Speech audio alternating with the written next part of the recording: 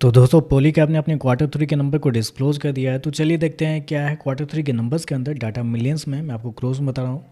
तो देखिए पिछले क्वार्टर में कंपनी 6,477 करोड़ का रिवेन्यू जनरेट की थी ऑपरेशन के थ्रू। पिछले साल 5,226 करोड़ के आसपास, जबकि अभी देखें तो कंपनी का रेवेन्यू बढ़ के 7,636 करोड़ आपको जाता हुआ देखने को मिला। तो साल दर साल जाते हैं तो साल दर साल कंपनी के रेवेन्यू के अंदर एक बड़ी तेजी आपको देखने को मिल रही है। लगभग बोल सकते हैं आप 46% के आसपास का जंप है कंपनी के रेवेन्यू के अंदर साल दर साल। जबकि क्वार्टरली बेस पे जाते हैं तो यहाँ पे भी लगभग 20% के आसपास की तेजी है। तो कंपनी के रेवेन्यू के अंदर देखें तो एक बड़ी तेजी आपको साल दर साल क्वार्टर क्वार्टर देखने को मिल रही है। हालांकि वायर सेक्टर की कंपनी है तो ऐसे में इनके बिजनेस को आपको साल दर साल ही जज करना रहता है। तो साल दर साल देखें तो कंपनी के रेवेन्यू के अंदर एक बड़ी तेजी देखने को मिल रही है। कंपनी इसको किया है 7,636 करोड़ का रेवेन्यू इस क्वार्टर में, जबकि मार्केट का अनुमान था लगभग 6,400 करोड़ के आसपास। लेकिन यहाँ पे देखें तो मार्केट के अनुमान से कई ज़्यादा बेहतर आपको देखने को मिला है। तो रेवेन्यू आपको अच्छे देखने को मिले इस क्वार्टर में। चलिए कंपनी खर्चे क्या निकलते हैं वो देखते हैं।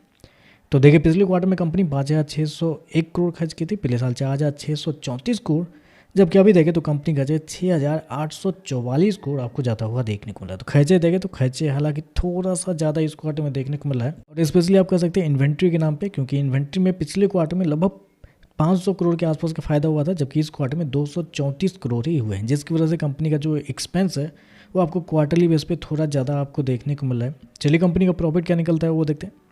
तो देखिए पिछले क्वार्टर में कंपनी लगभग 692 करोड़ के प्रॉफिट में थी। पिछले साल 464 करोड़ के आसपास, जबकि अभी देखें तो कंपनी का प्रॉफिट बढ़ के 630 करोड़ आपको जाता हुआ देखने को मिला। तो साल दर साल जाते हैं तो साल दर साल कंपनी के प्रॉफिट के अंदर भी एक अच्छी खासी तेजी आपको देखने को मिल रही है। लगभग बोल सकते हैं आप 35% के आसपास का जंप है कंपनी के प्रॉफिट के अंदर साल दर साल। क्वार्टरली बेस पे आते हैं तो क्वार्टरली बेस पे कंपनी के प्रॉफिट के अंदर गिरावट आपको देखने में लगभग 9% के आसपास की गिरावट आपको देखने को मिले। तो क्वार्टरली बेस पे गिरा है, लेकिन साल दर साल आपको बढ़ते हुए देखने को मिले। लेकिन वायर सेक्टर की कंपनी है, जैसा कि ऑलरेडी मैंने आपको बताया, हमें साल दर साल ही जज करना है। साल दर साल देखें तो बढ़ता हुआ देखने को मिला है। कंपनी इसको क्या है 630 करोड़ का प्रॉफिट इस क्वार्टर में, जबकि मार्केट का अनुमान थोड़ा सा ज़्यादा था, 670 करोड़ के आसपास का मार्केट का अनुमान था। लेकिन यहाँ पे देखें तो 630 करोड़ का आपको देखने को मिला। तो आप कह सकते हैं प्रॉफिट बिलो एस्टीमेट है। रेवेन्यू एस्टीमेट से बेहतर है, लेकिन प्रॉफिट बिलो एस्टीमेट आपको देखने को मिला है। ऐसे में कंपनी के मार्जिन देख लेते हैं। तो पिछले साल कंपनी का मार्जिन 8.88% था। पिछले क्वार्टर की बात करते हैं तो पिछले क्वार्टर में 10.68% के आसपास, जबकि अभी देखें तो कंपनी का मार्जिन 8.25 आपको जाता हुआ देखने को। तो यहाँ पे एक और नेगेटिव चीज़ देखने को मिला है कि कंपनी के मार्जिन आपको साल दर साल गिरते हुए देखने को मिला है।